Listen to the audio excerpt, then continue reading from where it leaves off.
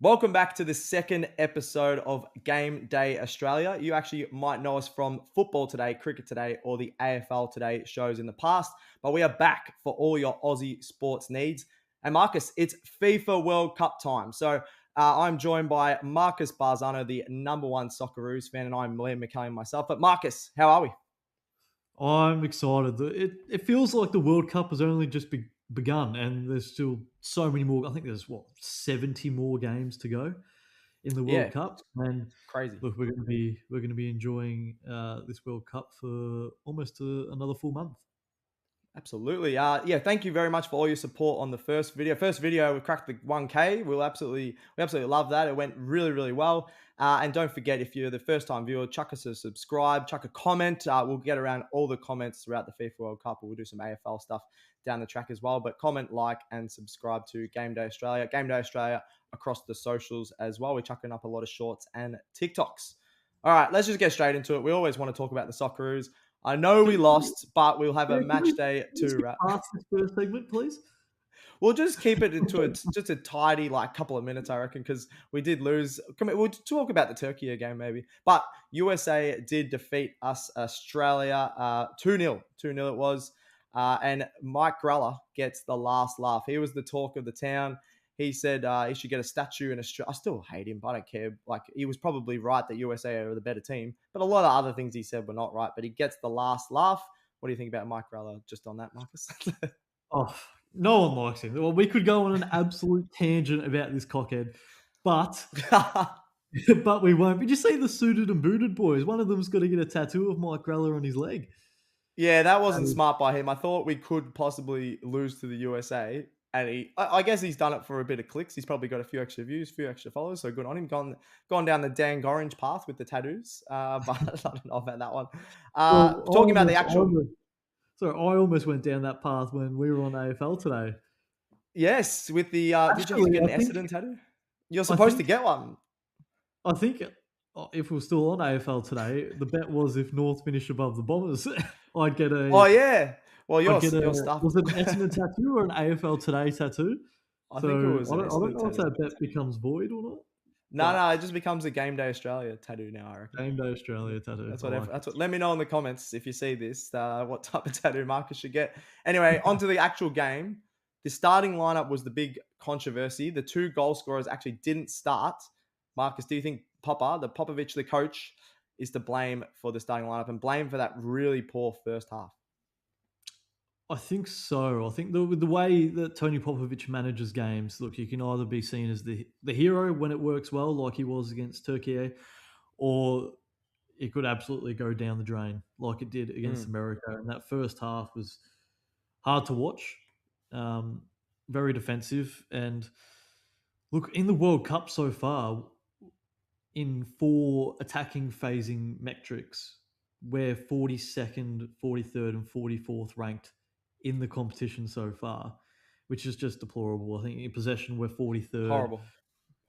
In big chances created, we're 42nd. It's just, Mhm. it's not good reading. But we But still got more defensive, goals than Turkey. So that is true. That is they true. had what 62 shots.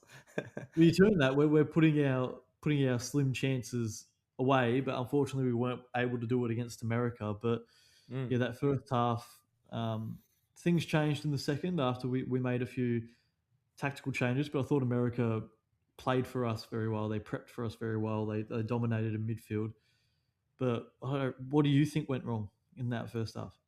Well, I do think the starting lineup was very poor. Like, I know that Aaron Condell, you said we were talking yesterday, was a bit under the weather. He was a bit sore as well.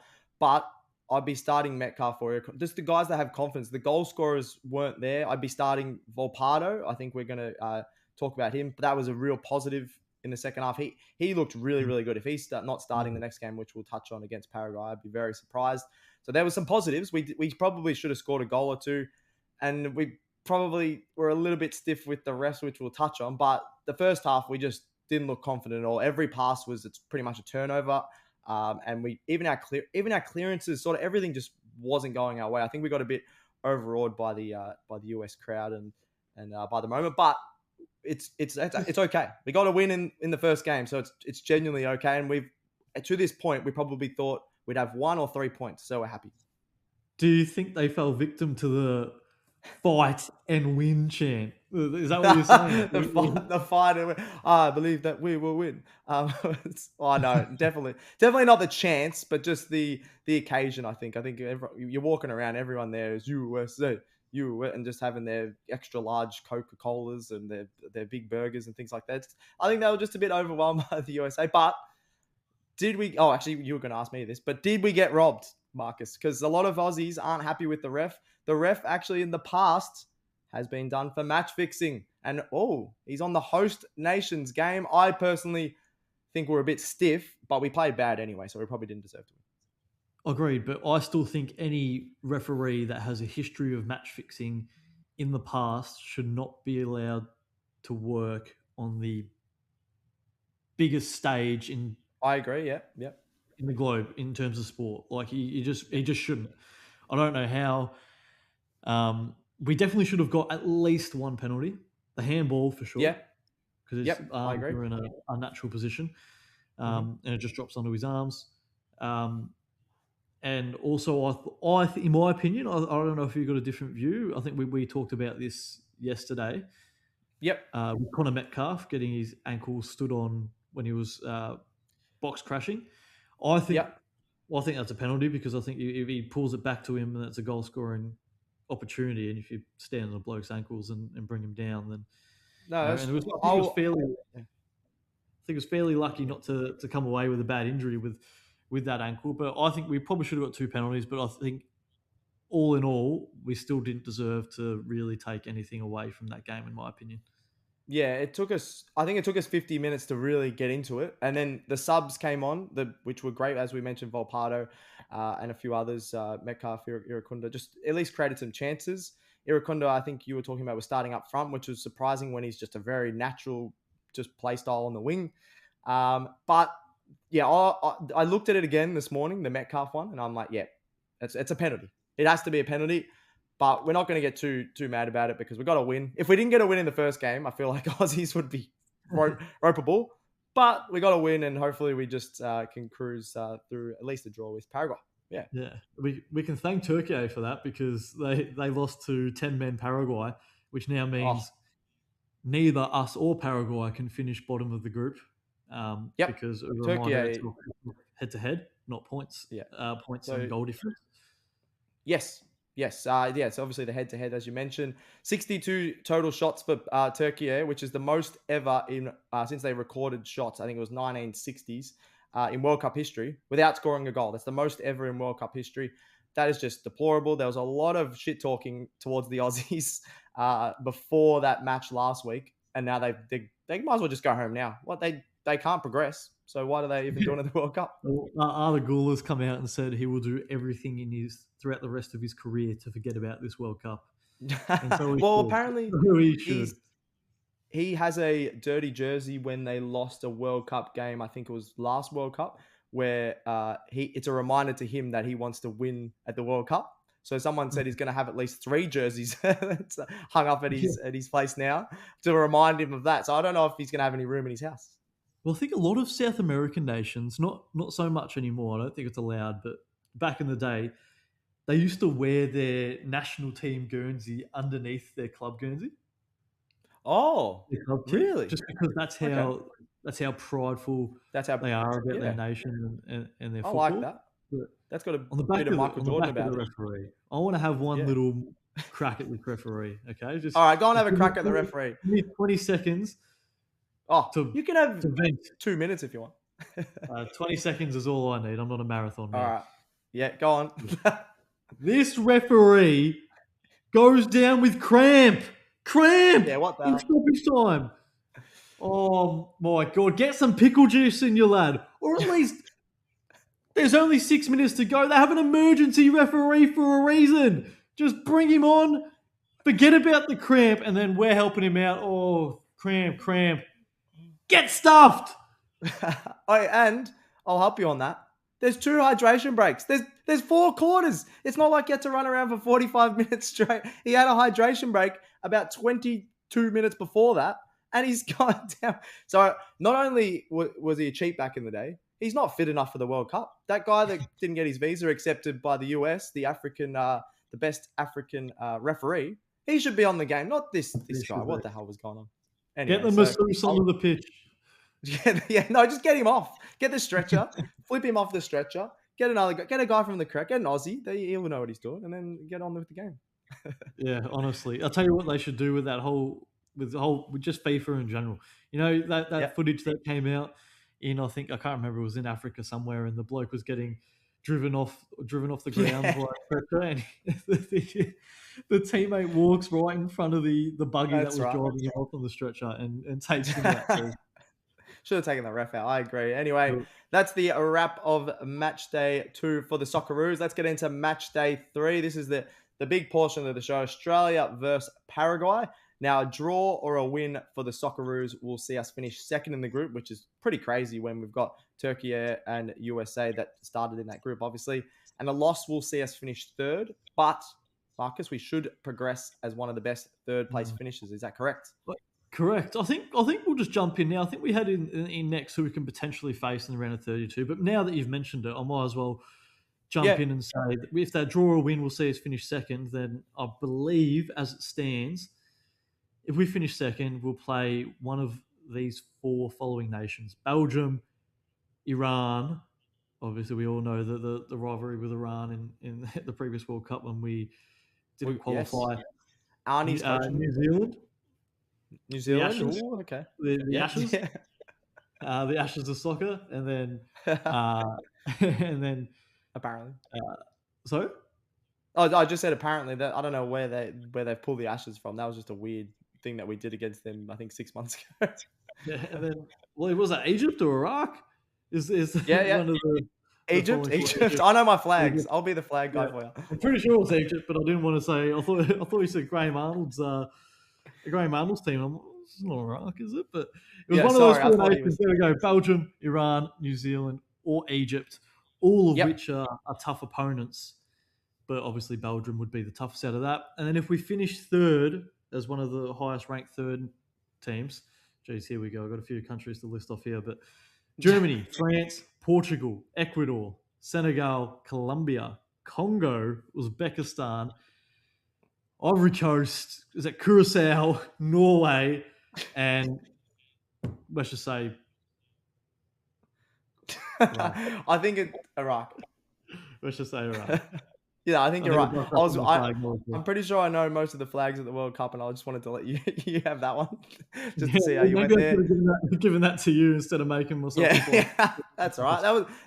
That made me laugh, and I'm sure it'll make a few people laugh out there. Obviously, the hardest ones I'd say, Belgium haven't looked very good at the last few World Cups, but they're obviously a really good team.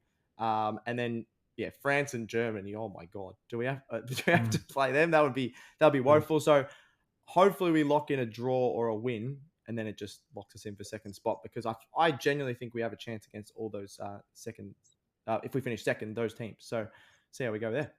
And we're not saying we're automatically through, but there's a very high chance. I think the possibility of us advancing is 92 or 93%. Ooh, so okay. Hopefully that'll be enough. What's Turkey's chance of going through? So we're 92%. What's Turkey's chance percentage-wise? Hold on, let me have a look if I got any donuts in the pantry over there. 0. Yeah, see you later, Turkey. All right, let's get in properly to the Australia versus Paraguay prediction.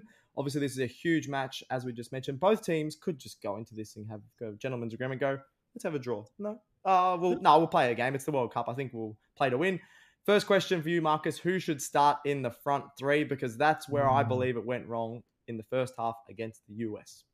Yeah, because obviously we started with Toure, Lecky, and Nishan Volupale, which was obviously a big surprise. You mentioned earlier they left Popovic left both goal scorers out. Yeah, I think, and then you put Aaron Kunda up top. It was a brave decision from Popovic. Another one that didn't really come to fruition. And in a dream world where everyone is fit, I'd love to see Aaron Kunda, Toure. Oh, I actually wouldn't mind seeing maybe Yengi up top. I was about to say the same thing because, what's it called? I wouldn't mind seeing Yengi up there. Toure hasn't. I know he's been really good in the championship, but he hasn't looked that good so far in the World Cup, and a bit off the pace. He was sick before the tournament started as well. Yeah, and I just think with Paraguay's centre halves, I've obviously got Alderete playing for Yep. Sunderland as well, and he's a big unit. So I think just physically it'll match up a lot better, and I think he will hold the ball up a little bit better than Toure. Not saying that Toure hasn't held the ball up; he did fantastically well against Turkey, and then Yep. sort of brought the ball down the channels. But I think why not just give Yengi a go, start up top, give Toure a little bit of a rest, and then ideally in a fully fit world, I'd have Aaron Kunda and Volpato either side of him. But I Yep. understand Aaron Kunda likely probably not going to start in my opinion, so I'd have Volpato and then Metcalf either side. Yeah, I don't think Volpato is a bad choice at all. He looked like really good. I know I didn't. I think I was talking to you before the tournament started. I thought he was a bit of a trader, and then he's gone. Oh, Italy didn't make the World Cup. Oh, I'll play for this. I've always loved the Socceroos. They've been Mm. my number one team. No, yeah, bull crap. But he's good, and he does look Yep. a bit more locked in and a bit more. He's gelled with the team. He's had a game or two, and then a bit of a training camp. So I wouldn't mind seeing him start as well. Do we think He any other def- changes? yeah, he definitely looks like one of the best that we have on the ball Yeah. as well. And then I Yes. just think, yeah, I think what were we, the second youngest nation at the world? No, were we the youngest or the second youngest? It was one of the two. Well, Yeah, youngest, there we go. youngest. We're the youngest for average age in the starting 24 was lineup. our average age. Yep, Yeah, in the which is first which is game. just ridiculous. And you look at all the young talent we got coming through, even without a home of football. We just really Yes, need yeah, to really need to get that over the line. But I know. I was speaking to you yesterday, and you predict there might be a change in goal stats, man. Even though Beachy, he's Yeah, done a job. he's been pretty good. Obviously, that first game he was unbelievable, 10 saves. Second game, I thought the the one that was on the line, I feel like he could have done a little bit better. It was a little bit shaky, but he was still really good. I don't think it's to do with his performance. I just think for this final game where Australia just needs a draw to lock in, and it can be, it's probably going to be pretty defensive if we score a goal early, like against the US. I think we need to lock in.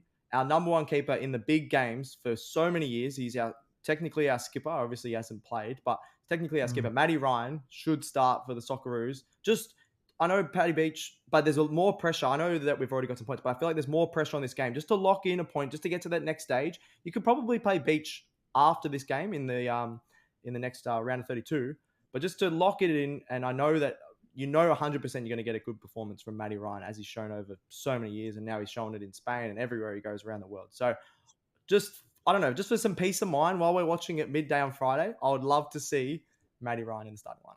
What about you? Yeah. Are you basing that just off experience heading into a last game and a little bit of nous and having that skipper behind the ball who can see the whole pitch?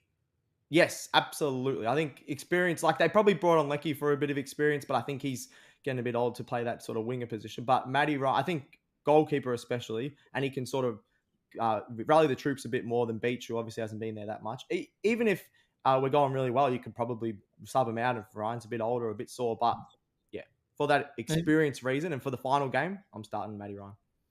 I think that's a good point. And we don't have a very good record against South American nations at a World Cup. We've played against five Oh, South American nations, and we've drawn one and lost four. And oh, the fascinating. only draw was against, I believe it was Chile in 1974. So we haven't got a Whoa. point against a South American nation at a World Cup since Jeez. 1974. Obviously, we missed out on a big chunk of World Well, Cups, yes, in the 80s and yes. 90s, but still, that doesn't make for good reading. And maybe Matty Ryan in goal with that experience could prove pivotal. And Paraguay will be without a little bit of experience, won't they, Stats guy? Yes, so they'll be with no Miggy Almiron, who's probably one of Paraguay's best players. I loved him when he was playing for Newcastle. So Paraguay, he got a red card last game against Turkey for the new rule. So if we're doing this podcast, I'm going to have to give you a red card if you start talking like this, and you might be saying something dodgy Well because you do deserved. often say dodgy things to me. But they knew the rule. I saw an interview with Jackson Irvine who said, yeah, we knew the rule going into the tournament. It's a bit of a wishy-washy one. Like, not everyone Mm. agrees with it, but there was some racial remarks, homophobic remarks in the in matches. I think it was involving Vinny Jr., Real Madrid, and things like that, where players were covering their mouths. If you're going to be a coward and cover your mouth and say something dodgy, then fair enough. I don't mind the red card. I think Almiron completely forgot about the rule because I Yep. don't think he would have done that because he's one of their best players, loves playing for Paraguay. I don't know. We have seen that little kid from the In-Betweeners movie does have a mouth on him, and then Wait, got what? you know, seeing the comparison with Miggy Almiron and the little Sorry, kid from the I know what In-Betweeners who you're got talking about in the now. pool. Yeah, that's Yeah, a good he had a comparison. mouth on him, so I think maybe that grown-up kid is Miggy Almiron. It might be. It might be. I forgot about that. That's a very good. I didn't even get that comparison at the start, but that's very, very good. Yeah, I think that's a big out for them. So that helps Australia as well. All right, I want a score prediction, and then Mm. who's gonna score the goals, please, sir? Or if there's any goals, if hopefully it's not a nil all, but I reckon there'll be some I was goals. you said hopefully it's not a nil all, but I think it's got nil all written all over it. Oh, gentlemen's agreement. If not, we'll gentlemen's agreement 1-1. 1-1. All right, and if it's 1-1, who's scoring? Let's go with. Oh, that's a great question. Let's go. Put me on the spot here. Let's just No, go. sorry. Let's go with Volpato. Oh, okay. Let's I go with like Christian that. Volpato. I like Yeah. that. I'm leaning towards a 1-1. I really, really believe in that one just because both teams need a draw. Once we probably both score, we'll become a bit more defensive. I think Big Harry Suter has been threatening. He always threatens when he plays for the Mm, Socceroos, and they're not a very tall team at all, Paraguay. I reckon he could score a header from a corner. His big head takes up the 6 yard box, pretty much the entire 6 yard box. So I'm mm. going to say Harry Suter scores a goal, and then probably for them, I really like Enciso. I feel like he's going to have to step up Yes. with Miggy Almiron out. So I reckon he might score a goal, and it'll be 1-1. Yeah. He's definitely their best player on the ball, Julio Yes. Enciso. Mm. So we'll see what comes of it because Paraguay, they're not a bad team. This will be a really tough match. Yeah, it will be a tough match. Sort of It ain't looking. no layup. No, it's the World Cup. It's the World Cup. Cape Verde and Curacao are getting points. That everyone's getting points. It's awesome. It's absolutely awesome. All right, we've touched on the Socceroos. You got to talk about some of the goats or the legends in football at the moment. So we're going to talk about the Golden Boot race. Just watching the games today. So it is Tuesday in Australia. Messi, Mbappe, and Haaland all score at least 2 goals again today, as they did this match day last week. So it's an insane Golden Boot race. You have Yeah. Messi on 5 goals and Mbappe and Haaland on 4 goals. And I believe Messi won the Golden Boot, Got a boot. Golden Boot last World Cup with 5 or 6. So it's already just goals galore for the superstars. Who do you Yeah. reckon is going to win the Golden Boot from here? Because this is nuts. Well, we talk about the Golden Boot race, and Messi's leading that charge, and now Yep, he's got the most goals in his goals in World Cup history with 18, crazy, crazy. overtaking Miroslav Klose. But there's a man who's also in this Golden Boot race that is not too far behind. He's only 27 years of age, and that's Mbappe. That Who, is who crazy. Yeah, he could I think he could score 30 World Cup goals. Mbappe probably that. in his career. Yeah, I saw people comparing him to, and everyone's like, "Oh, you can't compare him." Maybe not, but if you look, I think he's almost got the same amount of goals as games played for Real Madrid at the moment. He dominated Mm. everywhere he's been, and he could have the most World Cup goals in history, probably for a very long time, if not ever. Because even Haaland, who scores a lot of goals, Norway aren't going to progress as much as France do every 4 years. So, Yep. like, I don't know, you got to put some respect on Mbappe because that is crazy. 16 World Cup goals is only 27. And And Ronaldo's nowhere to be seen. no, you come on. That's a bit harsh. That's a bit harsh. No, I'm just joking. What you just talked about. We got to put some respect on his name, and we're going to put I'm respect on just Cristiano joking. Ronaldo. He's had 2 I know, I'm joking. hydration breaks so far. That's his stat in the World Cup. So He's also 41, so I'll take a bit of that back. he's doing his thing. But in terms of your original question, who do I think will win the Golden Boot? I think France will probably go furthest out of Okay, yeah. in terms of Messi for Argentina, Haaland for Norway. I think France will go further and maybe have an easier run in towards the latter stages than Argentina will. So I'm going to say Mbappe. Yeah, yeah. He's I, got a great, I he's will got a agree great with you. record in World Cups as well. So It's actually crazy. 16 goals already. He's got 4. Yeah, so he's only one behind Messi. Messi did say after the game today that he's really sore and like he's mm, feeling his age. So I wouldn't be surprised if the next game he's rested or at least doesn't play the full game. yep. So maybe if he only plays one half, he might only score 2 goals instead of 3 this time. But but yeah, but yeah, yeah. Looking he's at that Mbappe's good. goals as well. They were just they just handed the goal I know. The That goalie, just annoyed me. having Yeah. him in that. Um, Yeah. Still, he's a freak. He could be one of the best World Cup players that they've ever lived by the end of his Yeah. career, in play, which is Yeah. just really And, scary. yeah. And he didn't score a goal with his hand so far. So that's pretty good. Hand of God. Yeah, the hand of God, as we also talked about yesterday. Is there anything else we want to cover? We're obviously going to watch the game Friday for the Socceroos. So hopefully we get I reckon we can still get a win, but we're aiming for the draw. Is there anything else we want to cover, or should we wrap it up there? No, we'll definitely be back soon with a little Yes, post post. group stage sort of wrap Absolutely. and try and figure out with our heads how far we can go in the knockouts. I'm just happy Yep. that we could possibly escape out of the group. That's a target. So anywhere further than that, then hopefully we can do well and avoid the likes of Belgium, Germany, France, Portugal, and etc. Although every game is going to be tough. Yeah, yeah. Whoever we play will be tough, but we can bring it to the big dogs, I reckon. Anyway, we'll wrap it up for Game Day Australia. There, make sure to keep following us across the socials. That's Game Day Australia as well. Like, comment, and subscribe. We want the comments. We'll be replying to the comments, and that's on the socials and on the YouTube as well. So make sure you subscribe. Oh, he's finally brought out the Socceroos scarf. He's up and about. Let's go. Let's go the Socceroos. Hopefully we get a win over Paraguay, and we'll see you soon.